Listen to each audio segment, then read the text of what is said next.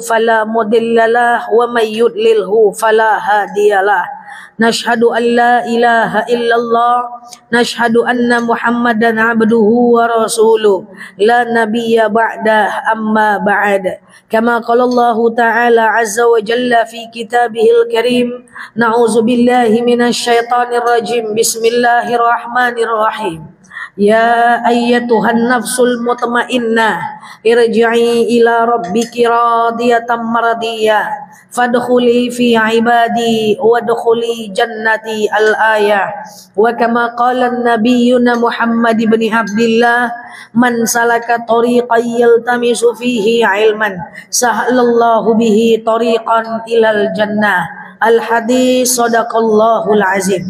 Ibu-ibu yang saya sayangi karena Allah, alhamdulillah Allah hadirkan kita dalam majelis ini. Sebelum kita mulai kajian kita berdoa kepada Allah, semoga siapapun kita yang hadir dalam majelis ini, insya Allah Allah sehatkan badan kita, Allah kuatkan jasad kita, Allah tambah ruh keimanan kita, Allah luaskan rezeki kita, Allah angkat segala masalah kita, Allah jauhkan kita dari orang-orang zalim, Allah matikan kita dalam keadaan husnul khatimah. Amin.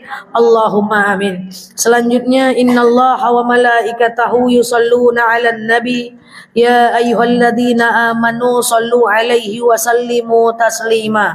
Salawat dan salam kita hadiahkan kepada baginda Rasulullah sallallahu alaihi wasallam dengan lafaz Allahumma salli ala Muhammad wa ala ali Muhammad.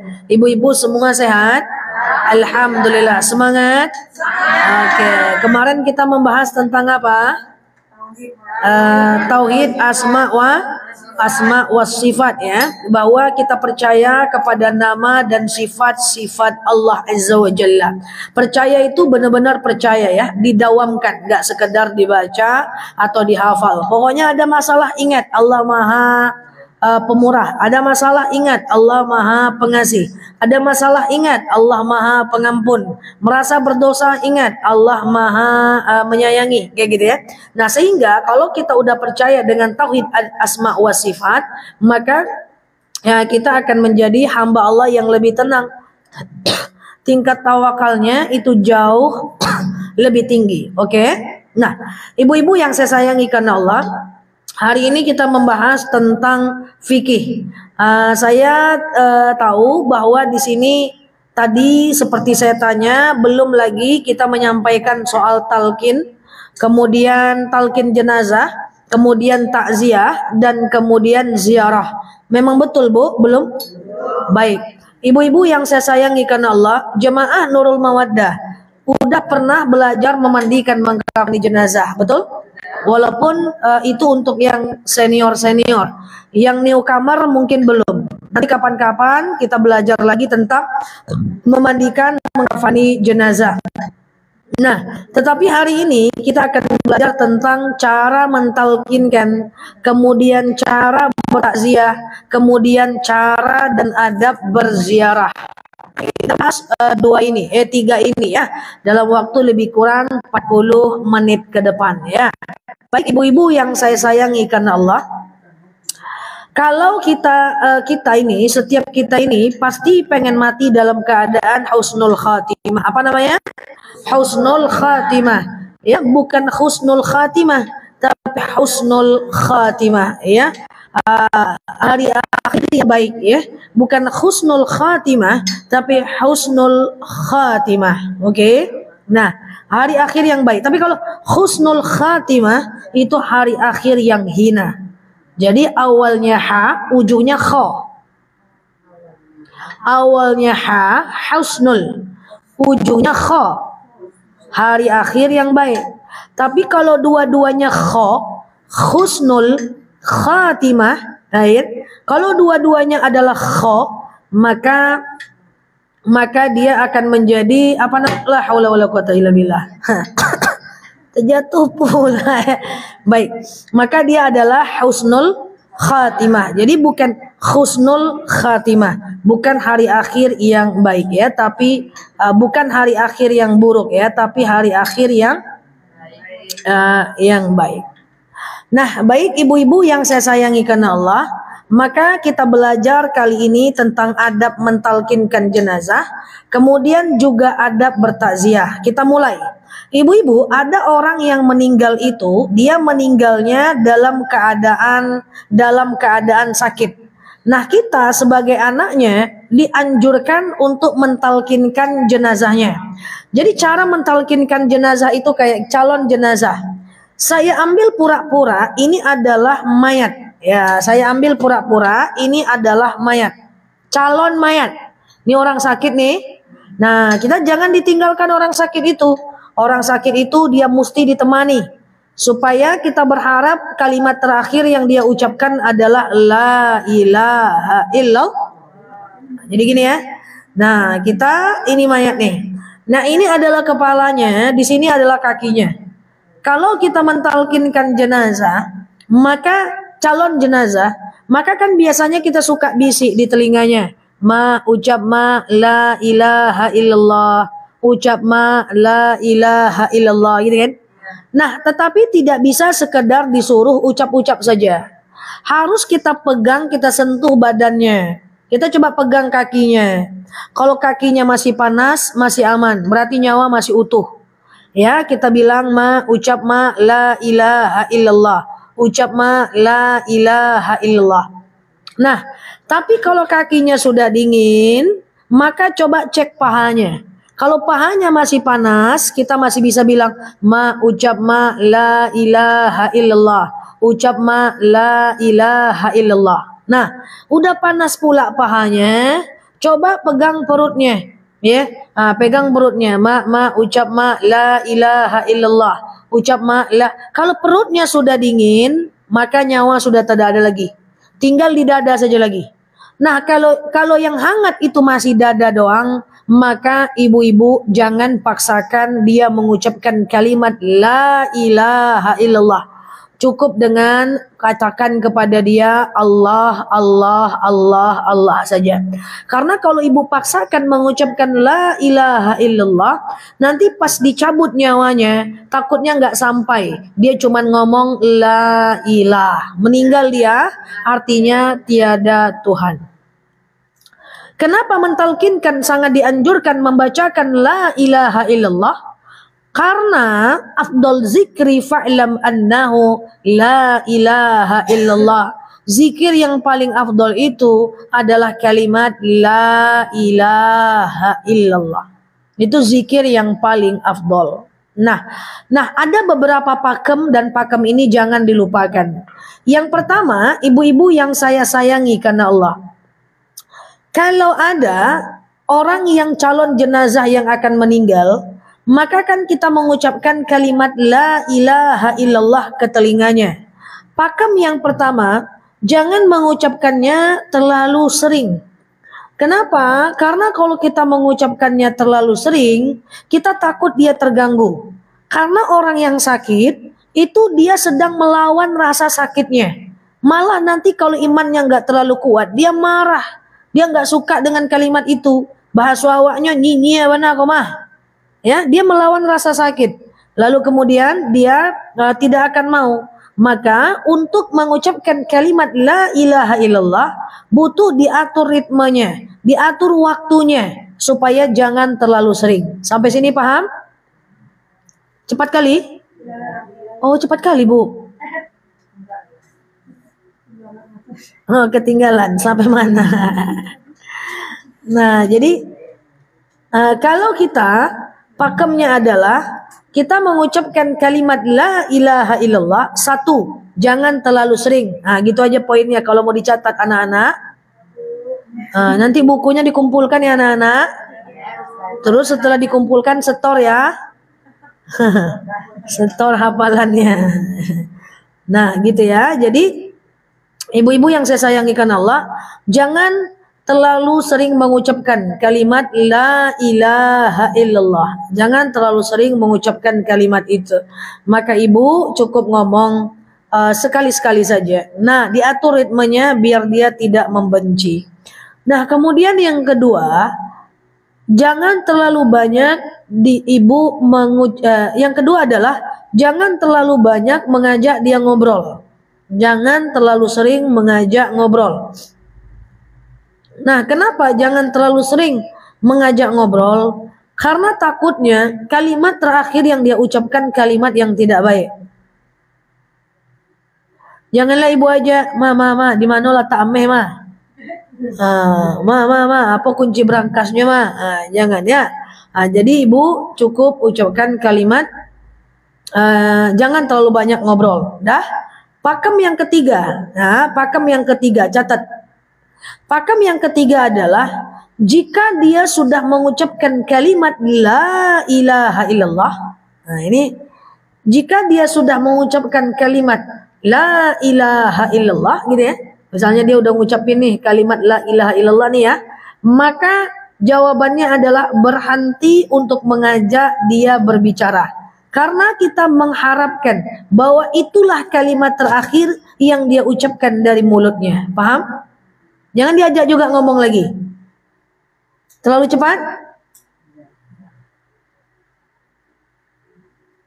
Nah, tapi seandainya nih kita udah nggak ajak dia ngobrol nih, gitu ya.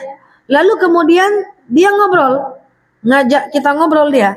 Maka saran saya tetap tanggapi secukupnya dan kemudian ucapkan. Pakem yang pertama apa?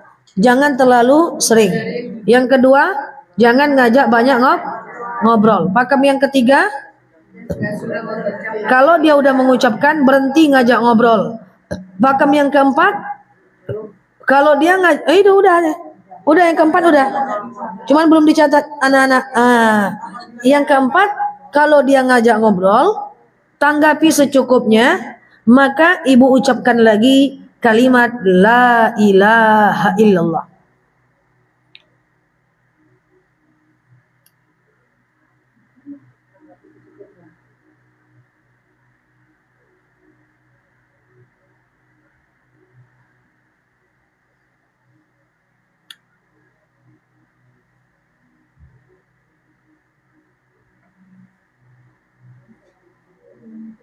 Dah?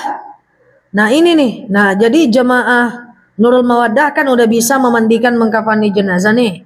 Nah jemaah Nurul Mawaddah juga udah pandai untuk memandikan jenazah.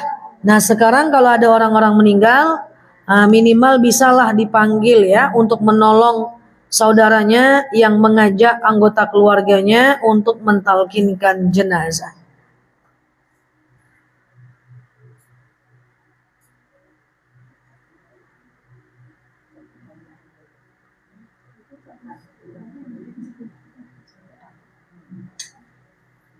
Clear ya?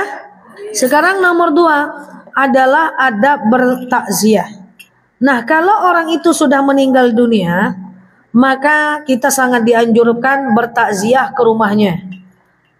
Ada beberapa tutorial atau cara bertakziah. Yang pertama, ibu disunnahkan mengambil wudhu dulu. Yang pertama, ibu disunnahkan mengambil wudhu dulu. Atau bahasa lainnya, ibu berwudhu. Yang kedua, ibu pakai pakaian yang tidak mencolok. Ya, ibu pakai pakaian yang tidak mencolok. Ya.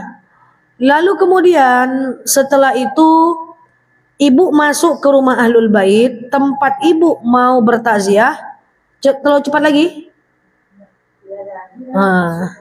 Jadi cara yang pertama adalah ibu berwudu dulu 5 rakaat.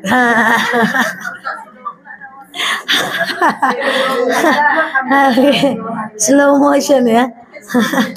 Tegang aja semua mendengar ya. Dah. Oke, pertama ngapain tadi? Wudu. Yang kedua apa? Pakai pakaian yang tidak mencolok. Yang ketiga, masuk ke dalam rumahnya, ucapkan kalimat salam dengan bahasa, dengan nada, dengan suara yang lirih. Apa namanya? Lirih. Jadi tidak boleh masuk ke rumah orang ahlul bait untuk takziah, ibu terus ucapkan kayak gini, ya, Assalamualaikum. Terus dijawab oleh mayatnya, santailah bray, katanya kan. Slow lah. Jadi harus lirih gitu ya. Oke, Assalamualaikum gitu kan. Nah, ingat ya, pakaian ibu kalau lagi takziah tidak boleh mencolok-colok. Tinggi lo sasak kateh. Lipstick 2 cm lah panjang besar. Pakai meh kadang-kadang. Enggak dalam wadah dah. Gitu ya. Lalu ucapkan Assalamualaikum gitu ya. Lirih saja.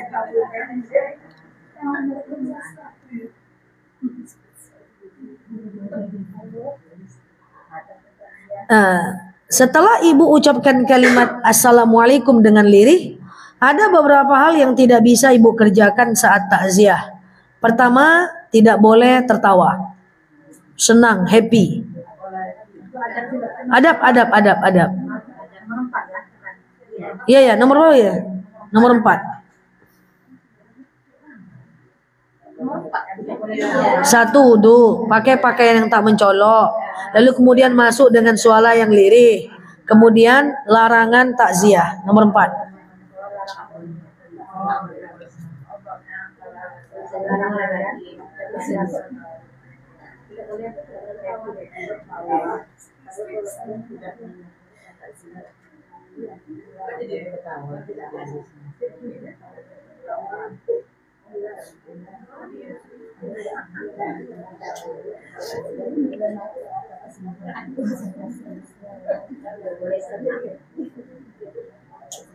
Oke. Nah, setelah itu jangan tersenyum. Ya, kemudian jangan ketawa-ketawa. Kemudian hindari melakukan pekerjaan yang mubah. Contoh misalnya nih ngobrol. Datang kawan, "Woi, iya. Mayat nih kawan kamu?" "Iya." "Oh, ternyata dia kawanku juga." "Dari mana?" "Dari pasar." "Cabe mahal kini yo." "Lado mahal kini." Itu ngobrol nggak boleh. Atau ibu selfie. "Foto dulu yuk, cus. Foto dulu yuk, cus." "Dari mana kamu? Udah lama kita nggak ketemu." "Iya, jadi siapa kau sekarang?" "Nggak jadi siapa-siapa, patutlah dulu kau memang malas." Nah, ngobrol-ngobrol kayak gitu tidak boleh. Apalah namanya nggak boleh ya. Atau menampakkan situasi yang happy, itu jangan. Nah, iya, pas di ruangan ada mayat. Nggak ada mayat pun nggak boleh, Bu. Nggak bisa, Bu. Nggak bisa, Bu. Jangan, Bu. Jangan ngobrol-ngobrol. Ya, jangan ya. Terus ngapain saya ustazah? Andaikan semua orang paham, maka dia masuk dengan suara yang lirih. Lalu kemudian setelah itu dia ambil Quran, dia baca. Dia ambil Yasin, dia baca. Nah, kalau Nurul Mawaddah itu suara baca Yasinnya kuat-kuat, biar bisa diikuti orang lain. Nggak diam-diam doh. Masa diam-diam Zah katanya. Nggak diam-diam doh. Nih ya, yang pertama adalah ibu duduk, ibu ambil Al-Quran, ibu baca. Boleh dalam hati, boleh dikuatkan. Ibu ambil Yasin, ibu baca. Khususon ila arwah si fulan bin fulan. Gitu ya. Lalu kemudian ibu baca. Ya, atau nggak usah tahu namanya, nggak apa-apa. Ya Allah, saya bertakziah. Ya Allah, saya baca Quran. Dengan baca Quran ini lapanglah kuburannya, berhentilah malaikat menyiksanya. Bisa baca Al-Quran, bisa baca Yasin. Lama kali baca Yasin ustazah. Saya ini udah banyak sekali nih ustazah yang mau yang mau saya kerjakan. Maka ibu bisa melakukan baca yang di luarnya aja, tahlil tahtimnya aja. Nggak bisa juga tahlil tahtimnya ustazah, doa pakai bahasa Indonesia aja. Nggak bisa juga doa pakai bahasa Indonesia saja, ibu aja lah meninggal lagi. Parah betul. Ya, doalah sesuatu gitu ya. Nah, selama ini apa yang terjadi? Mayat terbujur. Lalu kemudian Yang perempuannya nganga-nganga, senyum-senyum, tengok-tengok kuku, scroll-scroll TikTok. Nggak ada baca apapun. Bapak-bapaknya di atas, di belakang sambil masang tenda, masang lampu, ngerokok-ngerokok, nganga-nganga. Nggak ada suara apapun. Bilang sama anaknya, karena kita ngerti ilmunya. Bilang sama anaknya, nak, nanti kalau mak meninggal, kalian jangan sampai berhenti baca Al-Quran sebelum mak dimandikan. Capek anak pertama, baca anak kedua. Capek anak kedua, baca anak ketiga. Bergantian, jangan sampai sepi. Andaikan ilmu ini sering dibahas, insya Allah aman. Masalahnya yang bahas yang kayak gini nih, sikit orang. Nah, ya kan? Ya, gitu ya. Jadi enggak boleh. Oke? Clear? Hah?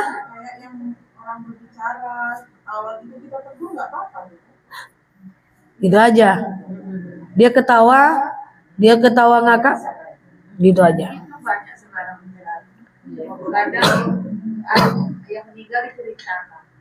Yang meninggal pula diceritakan. Yang lebih parahnya tuh nggak gitu, Bu. Masuk ya, duduk dekat ahlul bait.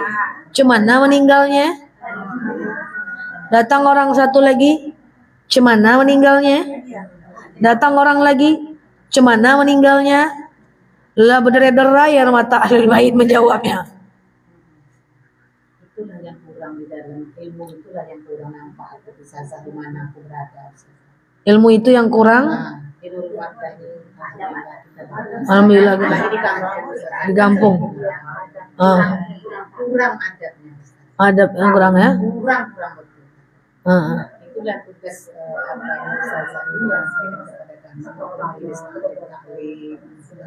Iya. Siap. Selama ini kurang paham ya? Kurang lagi bahkan sama sekali kalau ceramah kan hanya di masjid aja kan yang dibahas kan bukan adab orang meninggal, bukan adab kita berwasiat. Oh.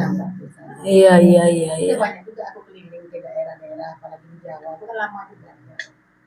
Jawa di Rokan Hulu. Gimana lah aku apa? Ya gitulah nampak. Kurang dibahas. Kurang merata informasinya gitu ya. Siap. Makanya Nurul Mawaddah ini jadi ustazah lagi. Masa saya sendiri pula siap. Ya, tugas saya insyaallah. Nanti saya ulang-ulang ya. Nampakku dari tahun 50 umur. Udah 50 umur? Nah, kayak gitu juga lah tuh nampak. Kayak gitu juga Mas. Aku dari Nurul Mawaddah kadang pulang kampung juga aku keluarkan juga dia orang tidak boleh. Atau misalnya di pengajian di sini juga langsung ku angkat aja sebagai contoh. Kan ini kan surat Yasin numpuk-numpuk nih di kantor. Iya. Langsung saya tenten aja saya sendiri gitu.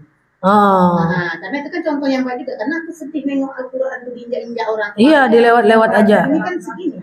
Ambil aja tenten aja gitu setiap aku pergi ke takziah. Iya. Tolong. Ambil, aku taruhkan di diri aku. Iya. Orang yang bertakziahnya. Aku pernah belajar nih cerita. Iya, betul. Jadi kita pun nggak tega nengoknya. Betul. Nah, jemaahnya ngangak pulang yuk, gitu kan? Nah, apa salahnya sekedar berzikir sebentar, waktu yang dihabiskan sama. Ya, ilmunya belum merata ke seluruh jamaah, ya kan? Nah, oke. Insyaallah nanti semua bisa rata. Sama dengan sholat syuruk. Itu hanya sedikit orang tahu. Hal-hal baru bagi tempat lain. Kita udah syiarkan terus. Iya kan? Nah, sama dengan macam sholat witir. Banyak sekali yang nganggap witir itu dalam Ramadan aja. Kita syiarkan terus bisa dilakukan di luar Ramadan. Dan banyak yang sholat witir kayak sholat maghrib. Padahal nggak pakai tahiyat awal kalau witir kan?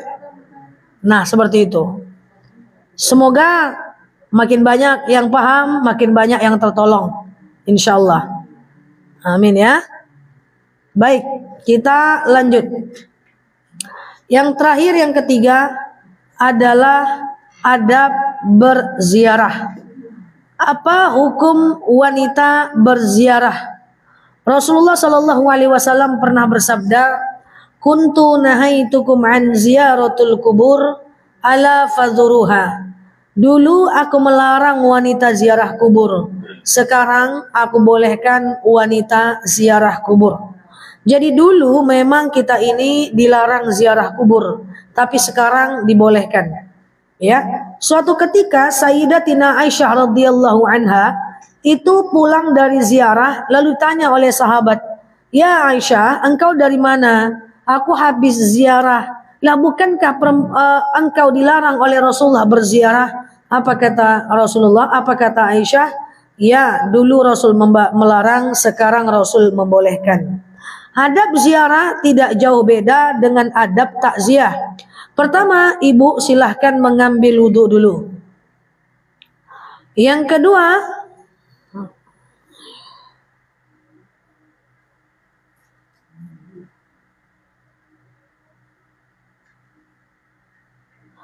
pakai pakaian yang tidak terlalu mencolok. Yang ketiga, masuk ke lingkungan kuburan.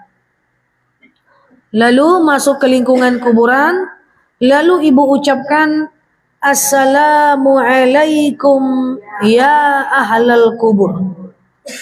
Atau "Assalamualaikum ya ahlad diyar." Seperti biasa, jangan kuat-kuat. Dan seperti biasa, jangan tunggu dia jawab. Ibu masuk saja, lalu pergi ke sisi kuburan itu. Ada beberapa hal yang ibu harus lakukan. Yang pertama, bersihkan kuburannya. Kalau ada rumput ilalang, ya, kemudian kalau ada rumput-rumput liar, sampah, ya, ibu bersihkan. Kemudian ibu ambil air, ibu siram. Ibu ambil air, ibu siram. Kayak gitu ya. Air putih, baca sholawat.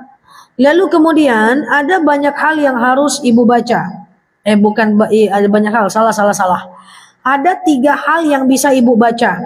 Saya jelaskan dari yang susah, yang menengah, yang mudah. Nah, kan banyak orang ziarah kubur bingung ya, mau ngapain gitu, bingung ya. Nah, caranya gimana? Yang pertama adalah ibu boleh membaca takbir ketiga dan takbir keempat dalam sholat jenazah. Allahumma gfir lahum warhamhum wa'afihi wa'fu anhum. Takbir ketiga. Atau takbir keempat, Allahumma la tahrimna ajrahum wa la taftimna ba'dahum. Atau baca Allahumma ja'al qabrahum raudhatam min riyadil jannah.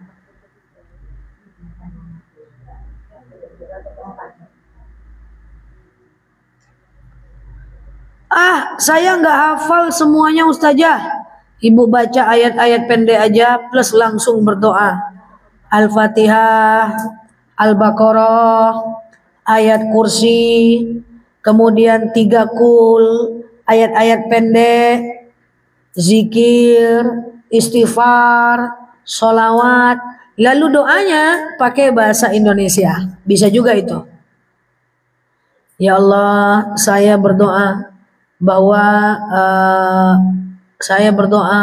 lapangkan kuburan ahlul bait, ya, ringanlah siksa kuburnya, berhenti malaikat menyiksanya, dan seterusnya.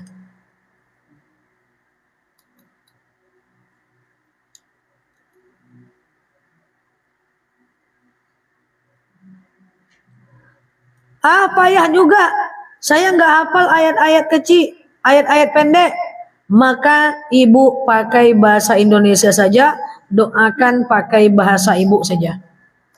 Payah juga. Seperti tadi, ibu ajalah masuk lagi ke dalam kuburan. Nah, pakemnya adalah kalau ada orang yang meninggal dunia, maka ibu hanya boleh mendoakan dia dan berzikir. Tidak perlu ngajak dia ngobrol. Ma. Iya, suamiku jahat, Ma. Aku cari dia nanti malam, kayak Ma itu ya. Atau ada jemaah yang kejadian nyata. Dia pengen menikah setelah masa iddahnya habis. Dia cerita ke saya, Ustazah, saya tenang menikah. Saya udah izin sama suami saya. Menikah lagi izin suami? Ya, suami saya udah meninggal. Cuma ibu izinnya? Datang aja saya ke kuburan tuh saja. Mama mau nikah lagi ya Pak, boleh ya Pak, biar dia tenang gitu loh. Yang ada bapaknya jawab, oke, pas ijab kabulku datang, repot itu ya urusan. Nah itu ndak boleh itu ya. Aku jadi saksi, ya kan. Nah itu yang tidak dibolehkan. Ya jadi ziarah kubur itu hanya untuk ahli kubur saja.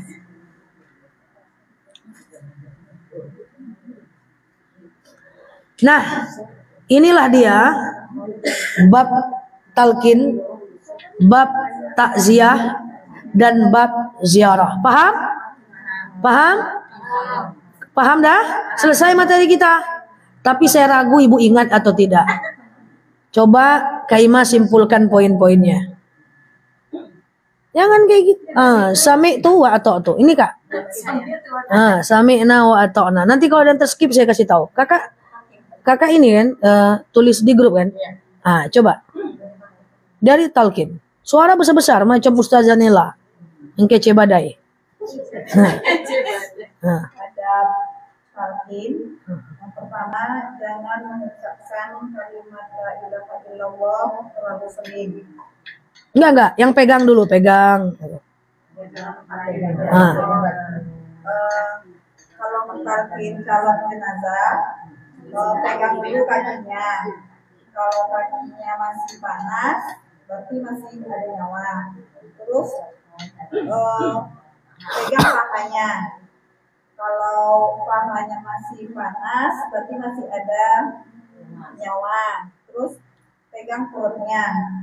Terus pegang lagi dadanya. Ya. Kalau dadanya yang panas, Ya. ucapkan Allah, Allah saja. Ya. Jangan paksakan mengucapkan la ilaha illallah. Ya. Kemudian adab mentalqin, jangan mengucapkan kalimat la ilaha illallah terlalu sering. Karena orang yang sedang sakit, dia sedang melawan rasa sakitnya. Takutnya dia terganggu. Yang kedua, jangan terlalu banyak mengajak ngobrol. Takutnya kalimat terakhir yang diucapkan adalah kalimat yang tidak baik. Yang ketiga, jika dia sudah ucapkan kalimat la ilaha illallah, maka berhenti mengajak dia berbicara. Kalau dia ngajak ngobrol, kata bismillahnya, kemudian ucapkan la ilaha illallah lagi. Adab bertakziah, yang pertama disunahkan mengambil wudu. Yang kedua, pakai pakaian yang tidak mencolok. Ketiga, masuk ke dalam rumahnya, baca salam dengan bacaan yang miring. Kemudian tidak boleh tertawa, tidak boleh tersenyum. Hindari melakukan yang mubah. Yang kita lakukan baca Quran atau Yasin atau baca takbir, tahmid dan doa. Adab berziarah, yang pertama hukum wanita berziarah boleh. Adabnya yang pertama ambil wudu, kemudian pakai pakaian yang tidak mencolok, masuk ke lingkungan kuburan, ucapkan assalamualaikum ya ahlal kubur atau assalamualaikum ya ahlal kubur. Kemudian bersihkan kuburannya dari lumpur atau sampah. Kemudian siram kuburnya dengan membaca sholawat. 3 hal yang bisa kita baca saat kita berziarah. Yang pertama, bacaan takbir ketiga dan keempat dalam sholat jenazah. Kedua, Allahumma ja'al qabrahum rawdatan min riyadil jannah. Yang ketiga, baca Al-Fatihah, Al-Baqarah, Yasin, zikir, doa atau sholawat. Oke, dah aman ya. Nah, insyaallah itu adalah ilmu yang bisa kita amalkan dalam kehidupan kita sehari-hari ya. Terima kasih, semoga bermanfaat. Cukup?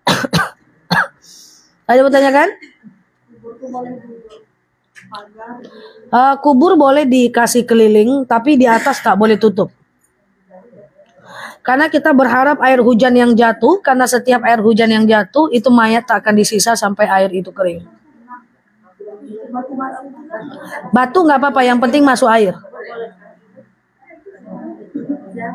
Orang suka mau ambil foto, videokan atau masuk ke sosmed. Gimana? Memfoto, memvideokan apa? Mayat. Nanti masuknya ke sosmed. Secara hukum mubah aja. Yang penting auratnya jangan kelihatan. Mubah saja. Ya.